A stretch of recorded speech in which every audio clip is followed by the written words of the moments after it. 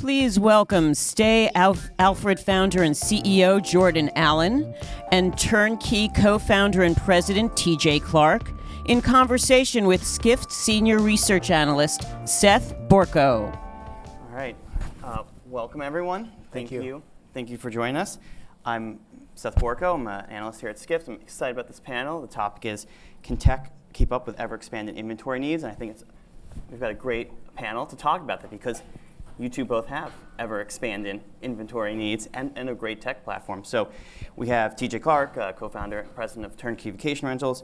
You guys are one of the largest property managers in the US, I think over 5,000 homes. We have Jordan Allen, founder and CEO of Alfred. And again, in the master lease space, you guys are one of the largest players, 2,500 plus units, 33 cities. So thank you both for being here with us. Thanks for having us, and congratulations on this turnout.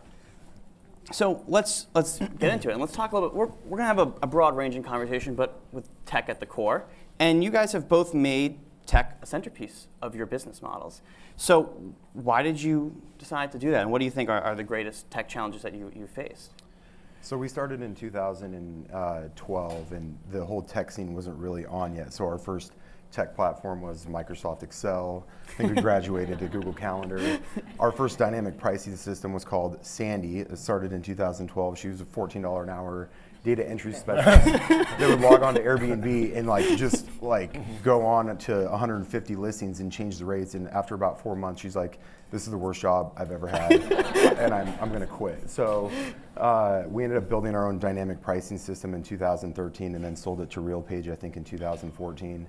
And it's the tip of the spear for us. Pricing is one of those glass balls. If you guys are managers, you just can't drop. It has to be functioning every time, and when it goes down, it's like code blue. So a lot of our focus goes around pricing, distribution type channels. I think Francis said it really well. A lot of the operational technology, yes, there's room for improvement, but it's been done a few times over.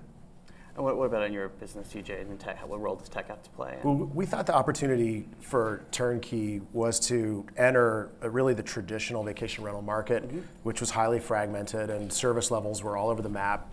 There were some good property manager solutions out there for people, but they charged a lot. And so our view was, wouldn't it be great for a guest to be able to easily rent an upscale private home, but be able to expect consistent fine hotel hospitality? And we felt that technology is not the means of providing, technology is not hospitality, but it's the means of providing consistency and good experiences in hospitality. And so that's where we felt that it was necessary for us to be able to build new solutions for the industry that could do things like schedule housekeeping and make sure that the results are photo validated, and build in QA process, build checklists and scheduling functions. It didn't really exist at the time. We had to build this ourselves. And that's how we were able to also lower cost. And we can then pass it on to our customers, which are individual homeowners. Yeah. So I guess one of the things we're touching a bit on already is this build versus buy decision. In this modern, more modern ecosystem, there are a lot of tech vendors. So when you guys were starting out, maybe there was no one to do it. You had to build it yourself. But these days, with a lot of solutions on the market, how do you go about making that decision? Are you going to build it in-house? Are you going to buy it from a vendor? I mean, that is the most impossible question to answer. I think we've been on 7 different platforms since we've started, and what ends up happening is you inevitably sign onto a platform, and you're like, this isn't doing exactly what I need, so you build some kind of module off of it, and then you build another one, and all of a sudden you're like, we have enough to kind of build our own back-end platform. And it's expensive, and it doesn't always make sense, but I think it gives you control, so you can adjust what you need. There's nothing worse than being stuck on a platform that isn't willing to build that one thing that you need, because it's maybe specialized for your specific business model. So our entire tech stack and operation is 100% focused, an inch wide and a mile deep on the master lease model. Yeah. And you guys have built your own revenue management, and you've done. Yep, we built dynamic pricing, loyalty apps, operational apps, all the kind of back end. The sad reality is we're probably all building 99% of the same things, with little tweaks and variations, but it's kind of goes back to control. And control is the most important part for your business. Yep. And what about you, TJ? Well, we didn't find a lot of solutions that were in the market that we could use. We did opt to go with HomeAway software as our core property management solution. We've built those before, and it's not fun. Yeah. So if you can avoid that at all costs, you do. But we didn't find anything about guest access. So foundational to our service was coming up with our own digital lock. Yeah. And that lock doesn't need Wi-Fi. It's very reliable. It will issue a unique lock code for each stay that we can generate in advance. So if you want to book your spring break now, we can give you a lock code that'll only go active at 10 a.m. on the date of your arrival, and then it expires. We found that could also be used by people who have been drinking. It works in snow, it works in salt, and so reliability was core, but it also provides a really great guest experience. Even in hotels, you see them trying to move toward this check-in-less arrival, where you can go right to the door. You don't have to go to a property manager's office if your flight's late. And then the other aspect was really coordinating vendors. So we work with thousands of cleaners, and guests expect a hotel-level clean. That's a lot different than saying, if you have a housekeeper, just come over and straighten up. It's not at all the same standard. So we use photos, checklists, scheduling. That lock code goes out to our vendors so that they can receive a job and go right to the unit, check in and know what to do, and then we can have a QA process around it. So that's another example. Security, identifying the guest positively, who they are, that their name matches the credit card, we know where they live before arrival, and then noise monitoring with decibel level noise monitoring is something we stood up 6 years ago. We have also added Ring doorbell monitoring for excessive traffic coming and going. We can thank ASAP Rocky for that innovation because he threw a wingding in one of our parties. And the owner said, "Why don't you hook up my Ring doorbell?" And that's, you learn on the job as part of this too. I think that hardware aspect of it is interesting with the key and the decibel monitoring. And so you guys are actually doing some of that. It's not just necessarily a software build. There's a real physical component to it. Correct. Yeah. All right, that's interesting. And you guys, you were telling me that well, I guess let's talk about, you said a lot of us are building the same thing in-house. So is there maybe an opportunity for you guys to expand beyond, could you offer your software to a competitor? Would you ever do that, or is there an... there's a lot of, we obviously operate a call center, we operate, laundry facilities, we operate a lot of other types of, services that I think, potentially could.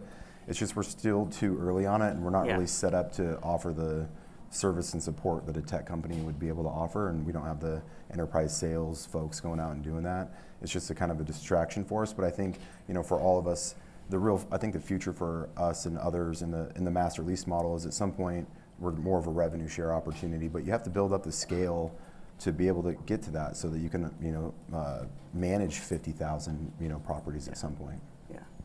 We do think there's an interesting opportunity there. We developed this rental process technology that we use for our full service offering. It's called GuestWorks. That includes the lock, an Android tablet that goes into the unit with a home guide. It'll schedule your cleaning. You can order repairs. And so we're in the process right now of productizing GuestWorks so that it can be used by the individual for rent by owner. And in the market space in the US, for example, I think Drew would say about 1.8 million listings are, half of those are individually managed. And it's hard. If you're a busy Furbo, you are running a little hospitality business. So our goal with GuestWorks is to say, look, you can use the same technology on which we run TurnKey for a subscription. It's about $50 a month. And we can take care of all these hospitality basics to try to make it easier for you and elevate the level of hospitality that you can provide. Interesting. One of the things I want to touch on, because I think it's an interesting compare and contrast with the two of you here, is how the technology in the vacation rental world can vary across markets, right? Because I think it can be very easy when you're painting with a broad brush to say, oh, this is the short-term rental market, but actually it's very broken up into different sub-markets, right? You guys are very urban. You guys are mostly vacation locations. So how do those challenges just differ? Do you think you could use an off-the-shelf vacation rental property management system in your market? Well, we have done that before. I think it's more not related to the destination, but more about how your business model works. We operate key level inventory, so we might have a 2-bedroom, 2-bath, and there's 30 of them that represent, on that Booking.com ad, for example, or our own website. the effort that goes into that and managing those at the key level versus individual unit is so different in every way. Dynamic pricing, how you send instructions to people to get them to the building, to get in their unit. The whole process is just completely different. Yeah. Jordan and I were talking about the differences in our business last night when we took a horse and carriage ride together in Central Park. That was secret. Which was very romantic. It was in confidence. And our business is very distributed. So we're trying to perfect delivery of hospitality in individual homes that are geographically distributed, skewed towards leisure type customer, larger groups. And then Jordan's are more concentrated, which is just a different style. So maybe I'm wrong to say it's kind of vacation versus urban. It's about concentration and type of property. Yeah, I mean, we have access needs just beyond the door of the apartment. Like, how do you get into the building? Is a completely different. It's generally commercial style doors, completely set up differently, and so there's just a lot more contemplation on, in-room smart home technology. How do you access the parking garage? As a guest, and you got some kind of remote or a tag. You guys have probably stayed in them before. You try to hang the tag off the rearview mirror, and then you're back at the airport, and it's still hanging there. It's clunky and sloppy right now, I think, in a lot of it, and the technology is going to help us get us there. All right, let's TJ, I wanted to ask you about this because we just had Marion on stage, we just had Jennifer on stage, and Sure. she said that they have very tough criteria for the property managers they work with, and that would be you're one of their launch partners. Mm-hmm. How tough is it from your point of view? They're very tough, but they're tough like a good parent in a way.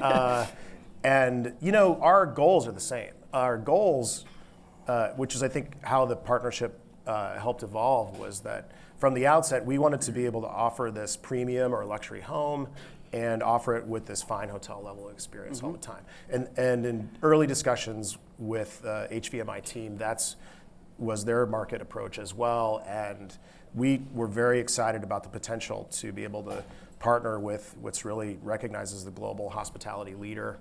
I think on their earnings call recently, they said 1 in 3 U.S. properties fly one of the Marriott flags. So they have deep expertise. I love what we're learning with them, and we're both trying to master what's a bit of a new and evolving category. So it's a tremendous partnership. Maybe we'll just take that a little bit broader. I think there's some interesting things there about the channel that you use to distribute your product. So you're using Marriott's channel versus direct. How's that mm-hmm. mix feel for you? We do have a direct channel. We will on TurnKey VR. You can book any of our rentals. About 20% of our bookings and growing are coming from that. But we like to have multiple partners on the distribution side.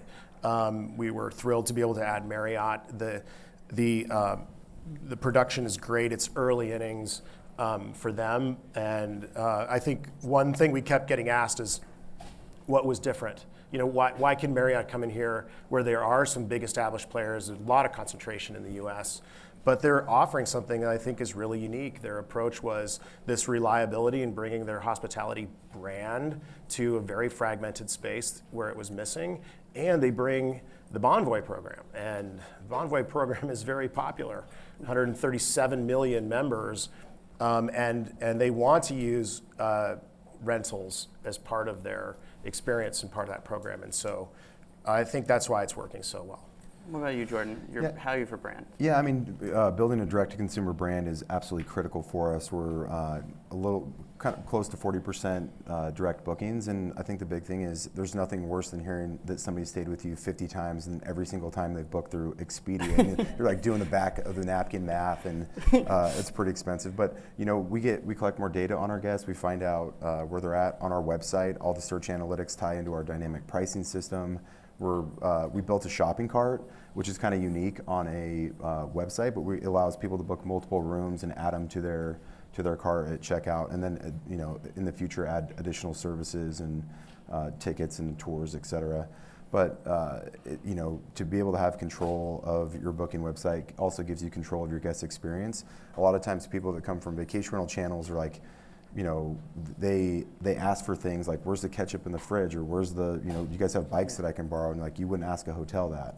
But then hotel guests come in and they're like, calling you at 3 o'clock in the morning asking for Earl Grey tea to be delivered, and it's like, well, you wouldn't ask an Airbnb host to do that. So we're still kind of in the learning phase of like what this whole concept is, and the more they can book directly with us, the more engagement we can have with them on what it is that we are. And you guys launched a loyalty program. We did. We're not at 137 million loyalty members yet, but we're climbing rapidly. And let's talk a little bit about Google, maybe, for both of you. I'm curious, because they now have a whole carousel dedicated to short-term rentals, not just the AdWords product. Are you using that? We will be shortly. You will be shortly, so you're going on. Yes, this month we expect. We think it's a very interesting new entrant into this distribution chain. We love to have multi-channel distribution. It's hard for an individual homeowner to go multi-channel, so that's one of the things we like to solve for them. And then, revenue managing in a sophisticated way across channels, it makes them a lot more money. So we're excited to have Google as a new option. Yeah, same with us. Not that long ago, it seems like 6 years ago, the #1 vacation rental booking site was Craigslist, followed then by VRBO. And when you first logged on to VRBO, you didn't even get to set rates. It was like low season, and for those of you guys who have been in the game for a while, it was like a rental range, and then mid-season, and then high season. So when people would call in, you'd hustle over the phone on what the rental rate was. You didn't have like the nightly pricing, and quickly over the years. If you're an innovator in the space, like the channel management is absolutely one of the most critical pieces of it. Getting exposure out across all the channels, understanding them, and then trying to get ranked as high as you can on them is really important. I think adding to this is what Rafat opened with, which is this convergence and the blurring of the lines between product, and it really is underway in a big way, and you see new professional developers entering the space, and they are targeting, really purpose-built facilities and homes that are made for renting, which is a different process. So I think that plays into this notion of what is a rental, what is a hotel, and multiple distribution channels are mixing it. So Expedia was a big leader in mixing search results, and I think it was very successful for them, and I think you'll see more and more of that. Certainly, yeah. Airbnb has hotels now, Yes, exactly. Jordan, I would love to talk with you a little bit about the master lease model, because that's the space you're in. It's very hot right now. We're seeing a lot of money go into it. How do you think about, you said purpose-built hotels. How do you think about how you're going to commit capital to that and how you're going to get an economic return? Because I feel like there's risk of bidding wars, overpaying.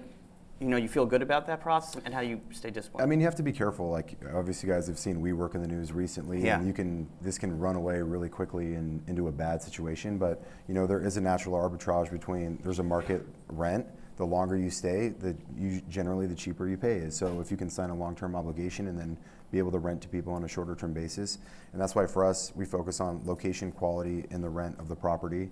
So if you're downtown. There's so many demand drivers that come down there. Like it's easier to fill, but if you start getting on secondary, tertiary type areas, it's a lot more difficult. But over time, as markets become more efficient, those arbitrages should narrow.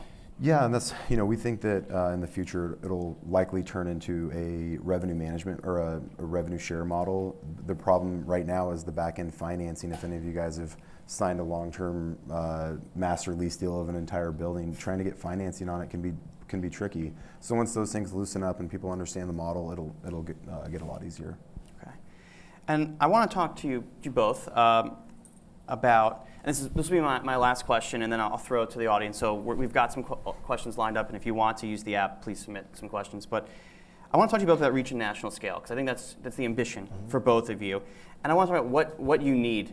What you think you need from your businesses to get there? I guess actually both internally, what do you need in your business? Tech, marketing, what are you looking for? And what do you need externally in terms of regulation, capital issues? Like what's it going to take to really have a real U.S. or even global brand? Yeah, so I was standing behind that curtain over there while Transparent was talking about all the data, but you see why are there fewer players that are growing in urban markets, and a lot of the regulatory issues have caused companies like us to go raise more money to operate in these downtown urban core areas. It's just more expensive now than it used to be. So obviously regulatory climate's kind of easing up on the short-term rental supply, I think is better for the world. For us, the tip of the spear is, the more inventory we can onboard, the higher our revenues go, the higher our margins improve, we cover more of our OpEx costs. So, that's really the big focus for us.